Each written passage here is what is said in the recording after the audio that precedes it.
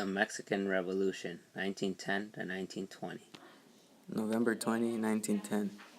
The Mexican Revolution starts when Francisco Madero calls upon the people of Mexico to overthrow Porfirio Diaz and his regime. Madero, along with help from Francisco Villa, Pascual Orozco, and Emiliano Zapata, successfully defeated Diaz and bring an end to dictatorship in Mexico. Francisco Madero, father of the Mexican Revolution.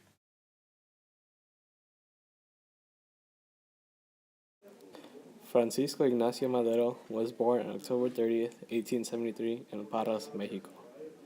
Born into a wealthy landowning family, he attended schools in the United States and France. Being the oldest, Madero exercised authority over his younger brother and sister.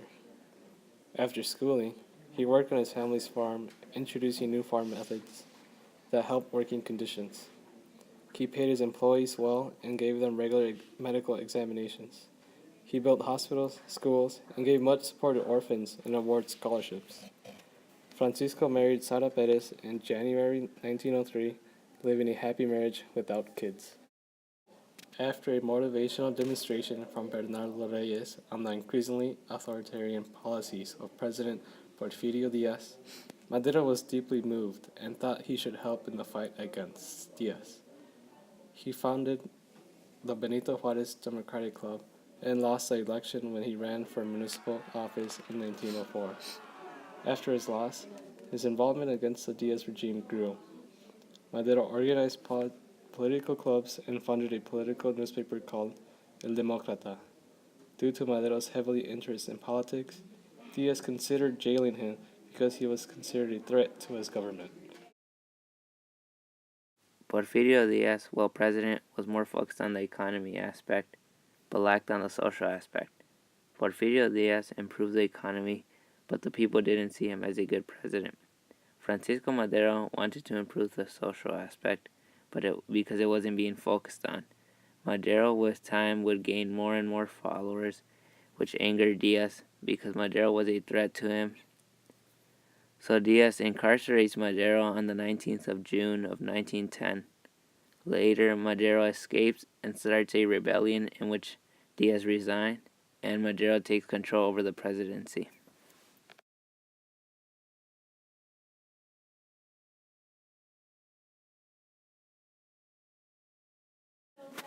The rebellion. Basically what the rebellion was is Francisco Madero getting people to go against re-election, and especially so that Porfirio Diaz wouldn't get re-elected. He even admitted to be happy about Diaz retiring in 1910 on a book that he wrote.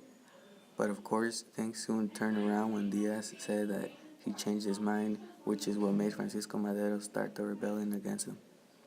He started the revolution with El Plan de San Luis on October 6, 1910, after being incarcerated. After escaping jail, he moved to the United States, where his rebellion grew with the help of Pascual Orozco and Pancho Villa.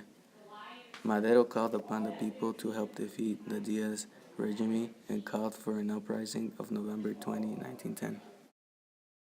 After Pancho Villa and Orozco's forces captured Ciudad Juarez on May 10, 1911, Diaz agreed to surrender and resigns as president. Madero assumed office on November 6, 1911, after the elections in October, and was hailed as the apostle of democracy. Due to his political inexperience and excessively optimistic idealism, Madero failed to recognize that many of his supporters had other ideas in mind. Madero had promised the campesinos, the peasants, to give them the land that was taken from them, but failed, causing civil unrest. Madero was attacked both by enraged supporters of the old regime, who opposed any change, and by revolutionary elements who were insisting on far-reaching social and economic reforms. He also had to contend with the hostility of a conservative press, the harassment of the U.S. ambassador, Henry Lane Wilson, and a series of armed rebellions. Madero's false promises created civil unrest between the supporters of the old regime and revolutionaries. Madero's former supporter, Bernardo Reyes, led the first revolt, which was easily contained. Victoriano Huerta gained Madero's trust only to betray him. After an armed revolt broke out in the streets of Mexico City, Victoriano Huerta offered Madero protection, and Madero accepted it when there was evidence that Huerta would betray him. Francisco Madero was arrested on February 17 by Victoriano Huerta. Huerta made Madero sign a resignation and sent him to jail. Madero, alongside his vice president Jose Maria Pino Suarez, were killed by one of their guards on their way to prison.